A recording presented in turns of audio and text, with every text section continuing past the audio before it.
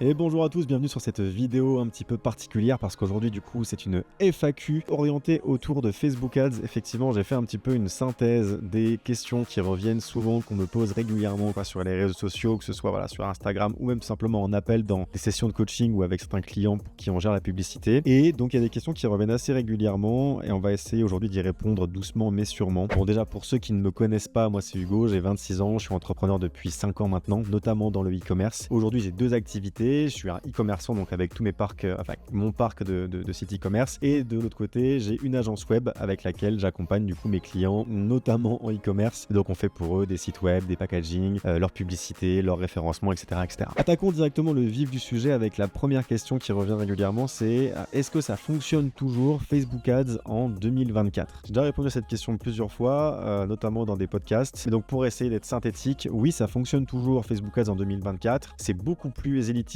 qu'avant en revanche. En fait, il y a quelques années, vous pouviez mettre, 100, 200 euros sur Meta Ads et espérer avoir des résultats directement. Et en fait, si vous dépensiez 200 euros, vous pouviez plus ou moins voir si oui ou non vous aviez un bon projet ou un mauvais projet, et donc voir si ça valait le coup de continuer à injecter de l'argent. Aujourd'hui, honnêtement, même sur des projets qui sont solides, sur des projets qui sont très très bons, un très bon produit avec des très bonnes pubs, c'est pas rare de devoir dépenser 1000, 1500, 2000 euros avant de s'approcher d'un break-even, avant de s'approcher de résultats qui deviennent intéressants. Donc, ça fonctionne toujours, bien sûr, en 2024, c'est juste que c'est un peu plus élitiste qu'avant. Il faut mettre un peu plus d'argent sur la table au début pour tout simplement charger le compte, charger les événements, faire en sorte que Facebook comprenne du coup quelle est notre cible. Nous, on doit essayer de comprendre du coup quels sont les créatifs qui performent. En bref, c'est juste plus long qu'avant, mais si vous analysez bien correctement les choses, si vous faites le taf correctement, il n'y a pas de souci. Facebook Ads fonctionne toujours. Pour vous donner un ordre d'idée, moi voilà, ma boutique la plus grosse, ça fait 1,5 million de chiffre d'affaires en 2023 et 60% du budget publicitaire, c'est que du Facebook Ads. Et on tourne avec des ROI entre 2,5 et 4,5 on va dire toute l'année, sauf sur Noël où ça explose et on peut monter à 7, 8, mais globalement c'est ça les résultats qu'on a.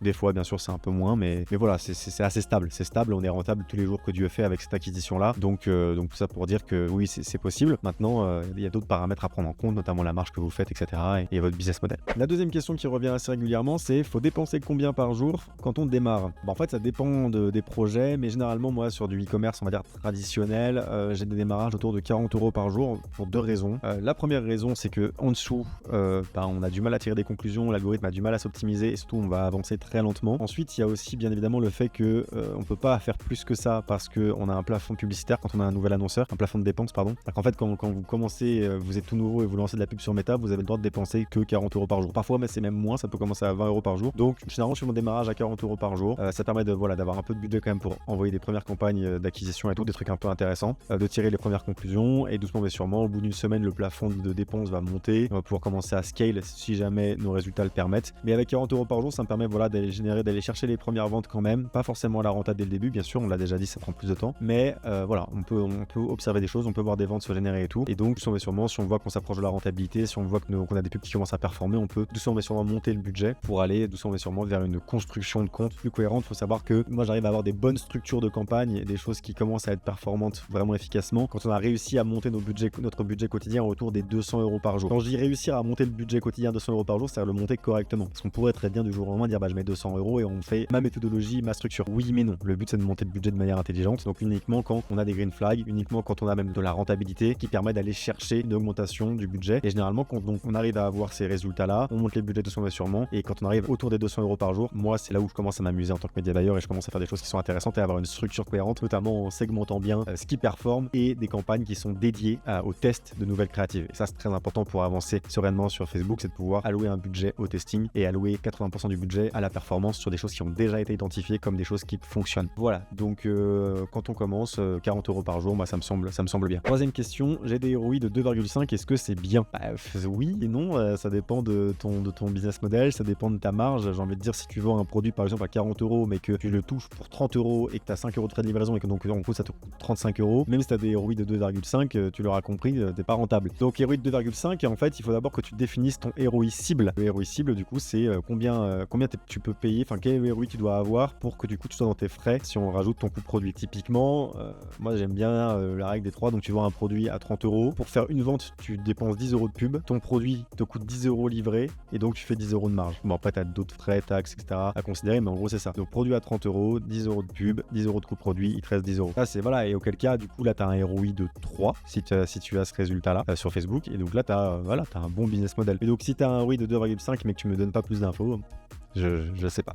Mais après, voilà, pour répondre quand même à la question, 2,5 de ROI sur Facebook, globalement, enfin souvent c'est bien. Mais voilà, c'est pas la seule métrique qu'il faut regarder. C'est pas la seule métrique qu'il faut regarder. Peut-être plutôt regarder le coût par achat, du coup, qui va être une métrique importante. Donc le coût par achat, c'est combien tu dépenses sur Facebook pour avoir un achat. Tu le mets en relation avec ton panier moyen, enfin voilà, avec tout un tas d'autres données. Et là, on pourra répondre à ta question. Moi, en tout cas, sur ma marque principale, un ROI de 2,5, c'est bien. Ce que je fais généralement x4 à x5 sur les produits. Donc un produit que je touche à 10 euros, je le vends entre 40 et 50 euros. Donc quand j'ai des ROI de 2,5, c'est bien, c'est bien. Autre question, j'arrive pas à être rentable, comment je peux faire? Alors ça c'est une question qui est compliquée, encore une fois, il faut optimiser ses coûts, il faut bien comprendre quel est ton coût par achat cible, ton ROI cible, pour pouvoir voir si t'es près du but, si t'es pas près du but. Et donc effectivement, t'arrives pas à être rentable, ça dépend aussi où t'en es, comme on disait au début, le premier mois on peut pas espérer être rentable avec Facebook Ads, ça vient plutôt après. Souvent en vérité, même sur des business bien installés, il faut plusieurs mois avant d'être rentable, parce qu'en fait tu vas chercher des créatives, etc. Moi typiquement sur mon business que j'évoque souvent, celui qui a fait 1,5 million sur 2023, les 4 premiers mois de ce projet-là étaient en déficit. On faisait que de l'acquisition sur Facebook et c'était 4 mois à perte. Les 4 premiers mois étaient à perte. Et après, au 5e mois, on a fait un petit peu de bénéfices.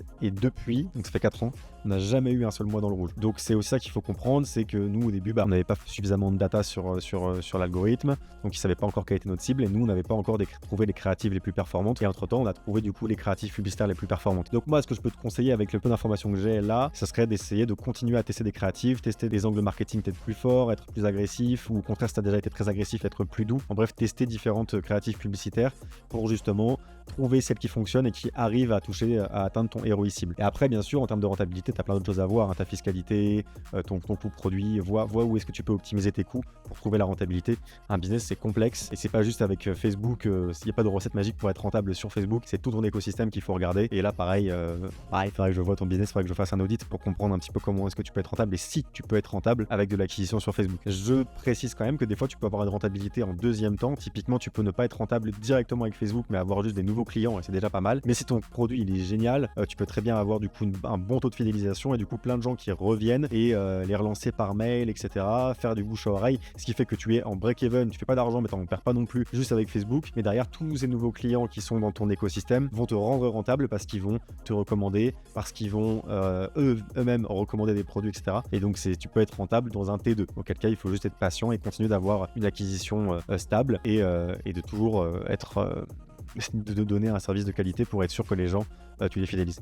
La 5e et la dernière question qu'on va traiter aujourd'hui, c'est comment faire des bonnes créatives. Bon, pour faire une bonne créative, il y a des choses à respecter. Par exemple, une bonne créative vidéo, souvent on dit qu'il faut un hook. Donc le hook, c'est les 3 premières secondes de la vidéo, c'est ce qui va aller alpaguer la personne qui est en train de scroll sur son téléphone. C'est un choc visuel et un choc sonore d'ailleurs, qui vont du coup faire en sorte que la personne ait envie de regarder ta vidéo. Ensuite, il faut bien évidemment une belle mise en scène du produit. Il faut qu'on puisse comprendre les besoins auxquels répond le produit. Si c'est un produit un petit peu compliqué, il faut faire de l'éducation par exemple dans la vidéo pour bien montrer comment il fonctionne. Il faut mettre des humains.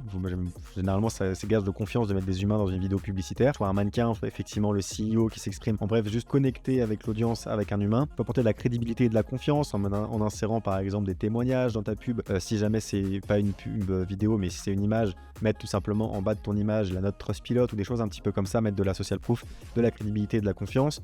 Il faut un call to action. Il faut oublier que les gens, des fois, ils regardent un truc, mais si tu leur dis pas va sur le site, ils vont pas sur le site. Donc un call to action. Il faut parfois mettre une offre, tout simplement pour rendre la pub irrésistible, faire en sorte que là, maintenant, tout de suite, il faut acheter parce que la réduction, c'est uniquement pendant 24 heures. Ou alors, tout simplement dire, là, effectivement, on n'a que 100 exemplaires en stock, etc. Enfin, trouver une offre qui est irrésistible et qui fait que les gens vont tout simplement voir la pub et passer à l'action. Ça, c'est un peu des codes qu'il faut généralement retrouver dans toutes les pubs. Donc, hook, call to action, offre, éducation, social proof. Mais à côté de ça, c'est aussi tester différents formats. C'est donc voir si le micro-trottoir, ça fonctionne pour ta marque, voir si le format UGC, ça fonctionne pour ta marque, voir si les statiques, tout simplement, une image statique, est-ce que ça fonctionne pas mieux pour ta marque. Bref, il faut créer plein de choses et tester plein de choses. Et pour faire des bonnes créatives, du coup, il faut, entre guillemets, aller espionner. Alors, je dirais espionner sa concurrence pour voir ce qu'eux ils font. Enfin, espionner la concurrence qui fonctionne. La concurrence qui fonctionne pas, on s'en fout, vous l'aurez compris. Donc, ça, c'est important. Je dirais, du coup, avoir quand même une petite dextérité en création de visuels. Enfin, que ce soit vidéo ou photo, il faut que tu puisses composer avec tes images, avec tes vidéos pour faire des jolies choses. Donc, un peu de montage vidéo également. Ça, c'est important. Sinon, tu peux aussi aller déléguer ça, tout simplement en passant par des agences qui font ça. Et donc là, il faut regarder le travail qu'ils font pour s'assurer qu'ils font le taf que tu veux. Là, quand tu délègues, il faut être très précis dans le cahier des charges, vraiment un cahier des charges le plus précis possible pour faire en sorte de ne pas avoir de mauvaises surprises. Tu peux également passer par des créateurs UGC. Il y a des plateformes comme ça maintenant,